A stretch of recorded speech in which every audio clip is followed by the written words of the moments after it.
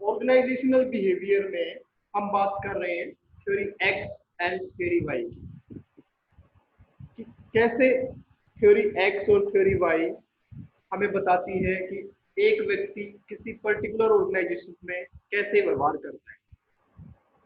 हम यहाँ बात कर रहे हैं theory X and theory Y. Theory X के जो वर्कर होते हैं, थ्योरी एक्स के हिसाब से जो एम्प्लॉय होते हैं किसी पर्टिकुलर ऑर्गेनाइजेशन में, दे डिसलाइक द वर्क। उनके ऊपर उनके मैनेजर और उनके बॉस द्वारा कोई भी काम क्या है, फोर्सफुली कराया जाता है, because they are not having any interest any liking. Okay, theory X का जो मेन फोकस है डिसलाइक पे है। जो एम्प्लॉय हैं किसी ऑर्गेनाइजेशन में, वो अपने ऑर्गेनाइजेशन के कामों के प्रति जो उनकी रुचि होती है वो रुचि कम होती है। ठीक है, वो अपने काम को डिसलाइक करते हैं। जो भी काम उनको सौंपा जाता है वो उनके बॉस के द्वारा सौंपा जाता है, और जो बॉस होता है वो उनको काम को निकलवाने के लिए उनको डायरेक्ट करता है, ताकि वो एक पर्टिकुलर जो काम है वो पूरा कर सके, जबकि उनका कोई इंटरेस्ट नहीं होता उस काम में। दूसरी ओर थ्योरी वाई क्या कहती है? थ्योरी वाई कहती है कि जो ऑर्गेनाइजेशनल बिहेवियर में कुछ एम्प्लॉय ऐसे होते हैं जो काम को इंटरेस्ट लेके, अपनी रुचि लेके उस पर्टिकुलर काम को वो करते हैं।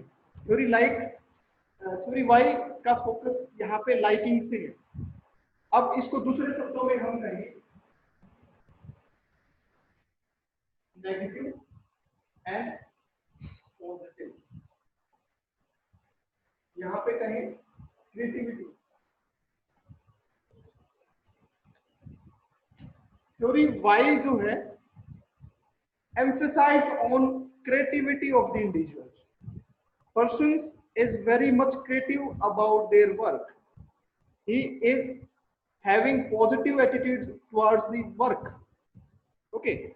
On the other hand, theory X focus on negative aspect of the individuals, कि व्यक्ति का कोई काम में इंटरेस्ट नहीं होता, जबकि वो भय से, fear and money, fear and money की वजह से वो व्यक्ति उस पर्टिकुलर ऑर्गेनाइजेशन में काम कर रहा है। किसकी वजह से? उसको सैलरी मिल रही है और बॉस के द्वारा डांटा जा रहा है, तभी वो एक पर्टिकुलर काम को पूरा कर रहा है। जबकि दूसरी ओर बॉस, थ्योरी वाई क्या एक्सप्लेन कर रही है? बॉस एक टारगेट सेट करता है अपने एम्प्लॉयज के लिए, लेकिन अपनी क्रिएटिविटी से, अपने इंटरेस्ट से, अपनी लाइकिंग से, अपनी पॉजिटिविटी के साथ वो व्यक्ति अपने काम को करता है, बिना किसी फियर के, बिना किसी आप कह सकते हैं बिना किसी मनी के। कहने का मतलब है कि उसका जो यहाँ पे इंटरेस्ट होता है, इंट्रिंसिक मोटिवेशन काम करता है। इंट्रिंसिक, यहाँ पे फोकस क्या होता है? एक्सट्रिंसिक पे।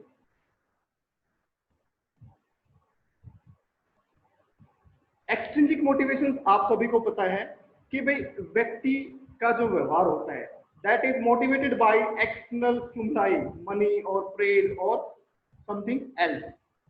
इंट्रिंसिक मोटिवेशन में क्या होता है?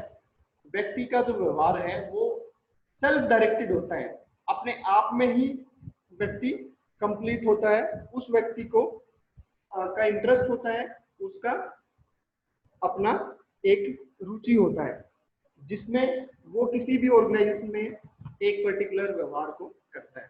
ठीक है, तो ये जो एक्स एंड वाई थ्योरी है, ये मैकग्रेगरी ने दिया है, और जिसमें उन्होंने दोनों वर्क एम्प्लॉयज के बारे में बताया है कि कुछ वर्क कल्चर पे एम्प्लॉयज ऐसे होते हैं जिनका काम करने को लेके इंटरेस्ट होता है, और कुछ एम्प्लॉयज ऐसे होते हैं they do not like work, rather they enforced by the manager और डायरेक्टर और head of that particular organisation, उनके द्वारा उनसे फोर्सफुली काम करवाया जाता है। और दूसरी ओर वाई थ्योरी में क्या है, व्यक्ति का इंटरेस्ट होता है, पॉजिटिविटी होती है और क्रिएटिविटी के साथ, अपने इंटरेस्ट के साथ, इंट्रिंसिक मोटिवेशन के साथ वो व्यक्ति अपना जो ऑफिस का काम है या वर्क कल्चर का जो भी काम है वो अपने इंटरेस्ट के साथ करता है।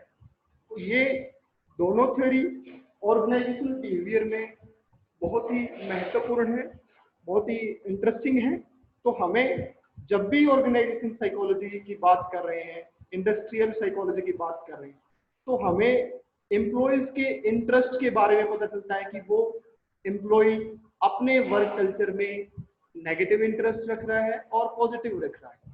ठीक है, तो बेसिकली एक्स वाई थ्योरी हमें यहाँ पे बताती है एम्प्लॉयज का लाइकिंग और disliking. Okay, this is all about X and Y theory in you can say in terms of organizational behavior.